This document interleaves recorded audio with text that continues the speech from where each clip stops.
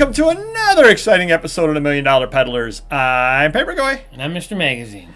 And it's Saturday, BOLO Day. What's sold on eBay? Take it away, Mr. Magazine. Right. I don't know about you, but I don't have a lot of room in my house. My kids have a lot of clutter, so, you know, they're a little older now. So look around, and I found this Minecraft backpack, and, you know, it probably cost me $50, but it was sitting around there, and I got my money back, $50, and, you know, had it a few years. Oh, you definitely can find those things out exactly. there. Holy. Yeah, and what size is that? It's like a just regular a backpack. regular size backpack? You can put the binders and folders and stuff in there, yeah. But very $50 cool. for that? Yeah, and we didn't list it that long ago, maybe a few months ago, you know. So, but they, you know, they probably went for $50, but they probably don't make them anymore. They're probably not in the stores. So, I mean, that's definitely you find those at garage sales. Yeah, so that right there is worth the price of admission to every BOLO show we have. Hit the like button now. We've just made you money. Next, whoa.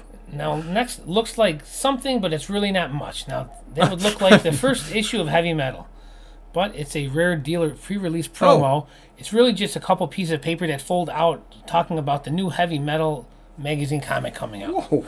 So, very cool. Now, how did you know what it was? It said it inside. No. Well, all right. Yeah, well, let's go down to pictures here, right in there. Okay. And then we got more of that stuff there. So there's some paperwork involved, but yeah, but you know something? That's one of those deals. And it's a good listing. But that's one of those things. You're at a dealer. He's going to have the Heavy Metal #1 asking $50 on it, and that's going to be over in his dollar bin. And that's better than the Heavy Metal #1. Because the Heavy Metal #1 goes for like $100 now. Does it now? Okay, but you know what I'm saying, though. Yeah, exactly. That's something or other you're going to pay $1 for. Right, because he's going to be like, I don't no know one what this cares. He got it is. for nothing. Yep, exactly. Yep. Wow. Yeah. You're educating us today. Thank you. Well, about time. Yeah, there's a lovely looking woman there. I'm not a Miami Dolphins fan, but I'm a fan of $40 calendars. And this went for $48. It's a 2017 Miami Dolphins cheerleader swimsuit calendar. So and is it sealed or is it cover and edgeware, gently present, C-scan? So it's got to be open probably. Yeah, I believe so. Yeah. Yeah. But you know, I'm sure the Cowboys did that, and the Buffalo Bills. So you know, wherever you're from, these could be out there. You could probably pay $5-10, and it's well worth it. Oh, not even that. These are dollar items. Yeah. It's Mr. Magazine, a teaching show right now. Wow. And we've all had these, but we probably never had them in great condition like this. These are the Petersons Basic automobile, how-to books, I guess. Okay, yeah. By High Rod Magazine. They're a little thicker. Covers a little thicker too, but I had like 20 of these in high grade, and some guy bought 10 of them right off the bat for $28 a piece. So, but still, they're $10 all day long in VG condition, and these are definitely out there. Oh, they're definitely out there. Yeah. You will generally find them with like grease stains and things like that because people do use them. Yeah. So high grade is probably just for the info alone. Yeah, if you're working on vintage cars, this is definitely helpful. Wow. Yeah. All right, I'm not a book dealer, but I'm a autograph dealer, I guess. So I started going through a box of autographed items that my listers didn't know much about. They just piled them into a box. They're all autographed. I said, list these all for $25 a piece. Charles Balin autographed 9th and Hell Street. Yeah, I never heard of Charles Balin. Yeah, we listed everything at $25, and this one went for $182.50. So jeez, Louise. Cool. And then, now, it's insane. It's numbered out of 500. Okay. But, I don't know who he is, but I know the money's green. What matters is whoever bought it knows who he is. Exactly, right? And that's what it comes down to. Lastly, my item of the week. It was a consignment, but Bill Russell, Celtics 1957 Topps rookie card. A good friend of mine got this. I said, you better get that graded and I'll sell it for you. It was a consignment, so I did make a little bit. It ended up going for $7,600. Well, tell the backstory about that. We have a couple of minutes. Sure. What is that worth in that condition ungraded? So we sent it into PSA, and it was normally a $100 submission because the card itself is probably $1,000 to $4,000 in poor to average rate. So, but once you get over the $5,000 mark from PSA, they charge you an extra $600-700. More like 10% of the value of the card because a 4 goes for about $7,000-8,000. But I said you got to pay the. Why would you not pay it? You're going to have a $3,000 card. You're going to have an $8,000 card. So he went for it, paid the extra $600-700, and we both made some money here. Nice. Yeah, very cool. Yep. All right, that's all I got. You said a mouthful today, my friend. Thank you. You saw this in a haul video of mine. I picked this up over at the flea market. Heisman Trophy Award press release folder, Tim Brown, 1987. Cool. And I did multiple pictures on it, all the various things. This was sent out to the from the Heisman, committee, hyping up the awards. They didn't know who was going to win at that moment. Tim Brown won. Spoiler alert. I probably should have said that up front. Where'd you get this? At the flea market for $1. Oh, wow. So it went for $48, and it sold fairly quickly. Wow, nice. I just kind of knew an envelope filled with stuff like this probably would be pretty good. And indeed it was. Cool. The next item I've got over here, you will find these out there. I bought this last year at the flea market for $1. Went for $24. Victory Meal Planner 1942. Anytime you see the red, white, and blue during World War II, buy it. List it in the home front section of the Collectibles Militaria WW2 home front.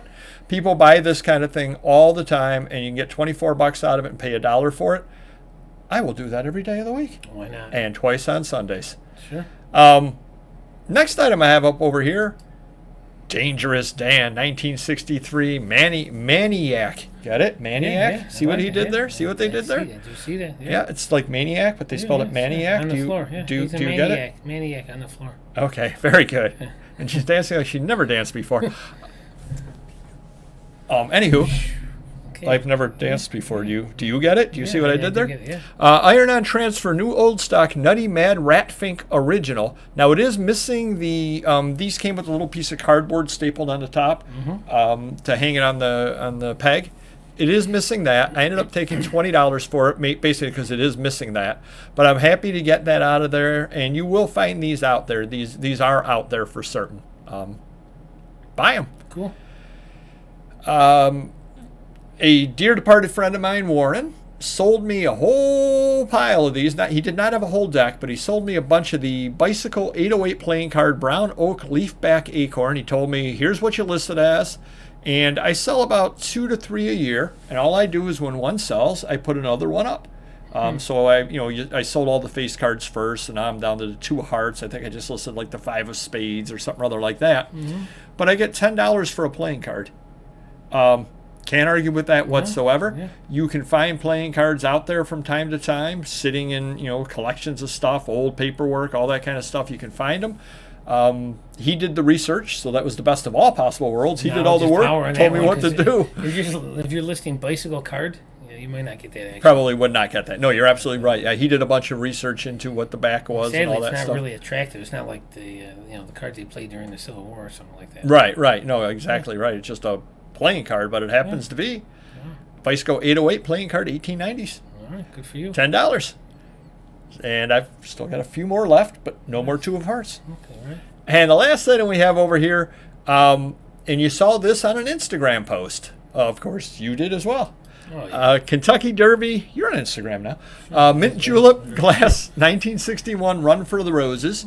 I actually went to a thrift store, and they had a whole bunch of these different years throughout the 60s. And I grabbed every one of them I could find, and I knew they were good. And sure enough, I sold this one within 2 days of listing it. Can't argue with that at all. So definitely do keep your eyes open out there for the Mint Julep Kentucky Derby. 70s, 80s, 90s do sell. They're fairly common. You get into 60s, 50s, you're starting to get into some real money. They started in 1939. Wow. The 1940 is actually more valuable than the 1939. In the war years, they used different kind of things, such as aluminum, Bakelite. Someone did some research before they got things Knowledge listed. is power here. Learn something new every day. Hey, you gave them all kinds of good things they can actually find out there. I gave them a history lesson. Yeah. And you know what they're going to give us? It's a 1-2 punch. They're giving us a hit of the like button. Absolutely. We definitely do appreciate it. Comment down below if any of this helps you and how good my dancing is. And if I should have a dancing show, I'm like Denny Terrio. And we will see you next video. Take care. Bye-bye.